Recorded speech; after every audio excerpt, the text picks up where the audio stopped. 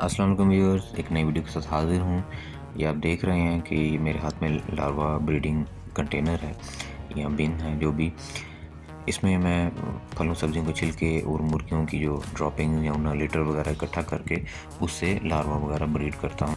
تو یہ آپ دیکھ رہے ہیں کہ میں لوہے کی جالی کے اوپر یہ سارا کچرا بکھیر کر تو اس میں سے لاروا کو ہارویسٹ کر رہا ہوں، کیونکہ لاروا ڈائریکٹ سن لائٹ یا ڈے لائٹ پسند نہیں کرتے، تو وہ اس جالی کا جو سوراخ ہے اس کے نیچے جو پیالہ اس میں اکٹھے ہو جاتے ہیں۔ بعد میں ایزیلی میں اس پیالے کو مرغیوں کے سامنے رکھ دیتا ہوں اور اس میں سے لاروا چن کے کھا لیتے ہیں۔ تو اس میں کوئی بھی نئی چیز نہیں ہے، ویڈیوز 2-3 پہلے بھی موجود ہیں اس ٹاپک پر میرے چینل پر۔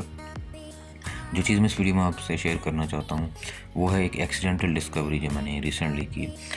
چونکہ آپ کو پتہ ہے کہ اس میں زیادہ تر میں مرغیوں کا لیٹر وغیرہ یوز کرتا ہوں، مرغیوں کی جو ڈراپنگ وغیرہ یا ان کا مینیور، تو اس میں بہت بڑی مقدار میں یوریا موجود ہوتا ہے، اور یوریا ہوا کے ساتھ ریئیکٹ کر کے اور یہ جو لاروا وغیرہ یوریا کو کنزیوم کرتے ہیں، کھاتے ہیں، تو وہ بڑی تیزی کے ساتھ اس کو امونیا میں کنورٹ کر دیتا ہے۔ یہ امونیا جو ہے بعد میں جب آپ مٹی وغیرہ میں شامل کرتے ہیں تو مٹی میں موجود سوڈیم، پوٹاشیم، کیلشیم ان کے ساتھ مل کر وہ پوٹاشیم نائٹریٹ، سوڈیم نائٹریٹ اور امونیم نائٹریٹ وغیرہ فارم کرتے ہیں۔ تو یہ جتنی بھی فرٹیلائزرز یا کیمیکل کمپاؤنڈز کے میں نے نام لیے ہیں، یہ پودوں کی فاسٹ گروتھ کے لیے دنیا میں بڑا وائڈلی یوز کیے جاتے ہیں۔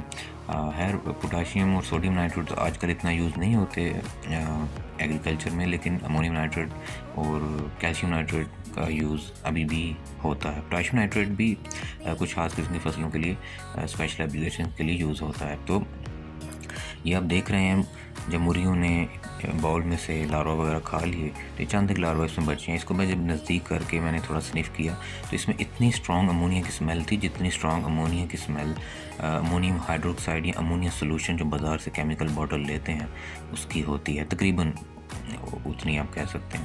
تو اس سے میں نے یہ فرسٹ ٹائم ڈسکور کیا کہ یار یہ تو بڑی تیزی کے ساتھ نائٹروجن، بڑی اسٹرانگ نائٹروجن فرٹیلائزر بنانے کا کام کرتے ہیں۔ تو یہ جو لاروا بریڈنگ ہم کرتے ہیں اس سے ہمیں صرف فری آف کاسٹ جو پروٹین رچ ڈائٹ نہیں ملتی، بلکہ بڑی رچ قسم کی ایک نائٹروجن فرٹیلائزر بھی ہمیں حاصل ہوتی ہے۔ تو آج کی ویڈیو بس اس سے متعلق تھی، تو امید ہے آپ کو ویڈیو پسند آئی ہوگی۔ پلیز میرے چینل کو سبسکرائب اور ویڈیو کو لائک کر دیجیے گا، تو بیل بٹن بھی پریس کر دیجیے تاکہ نئی ویڈیوز کی نوٹیفیکیشن آپ کو ملتے رہیں۔ انشاءاللہ نئی ویڈیو کے ساتھ حاضر ہوں گے، تب تک کے لیے اپنا خیال رکھیے۔ اللہ حافظ۔